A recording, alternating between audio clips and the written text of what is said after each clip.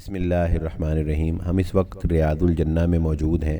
یہ وہ جگہ ہے جس کے بارے میں رسول اللہ صلی اللہ علیہ وآلہ نے فرمایا تھا کہ میرے گھر اور ممبر کے درمیان جو جگہ ہے یہ جنت کا ٹکڑا ہے، اس لیے اس کو ریاض الجنہ کہا جاتا ہے۔ اور یہ جو جگہ آپ دیکھ رہے ہیں یہ محراب، یہ وہ جگہ ہے، یہ جو دو بلیک پتھروں کی دو لائنیں آپ دیکھ رہے ہیں ان کے درمیان، یہ وہ جگہ ہے جہاں پر کھڑے ہو کر رسول اللہ صلی اللہ علیہ وآلہ وسلم امامت کروایا کرتے تھے۔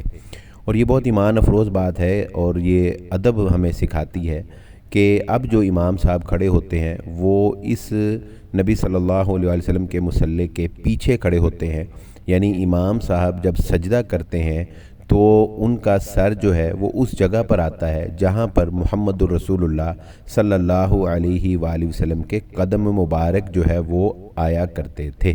یعنی یہ ادب جو ہے ملحوظ خاطر رکھا گیا ہے کہ نبی صلی اللہ علیہ وسلم کے مصلی کے پیچھے امام کا مصلی رکھا گیا ہے۔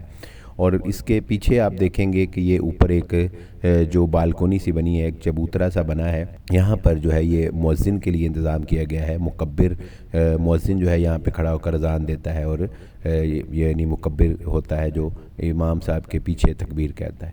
یہ محمد صلی اللہ علیہ وآلہ وسلم کی مسجد نبوی کا ٹکڑا ہے ریاض الجنہ۔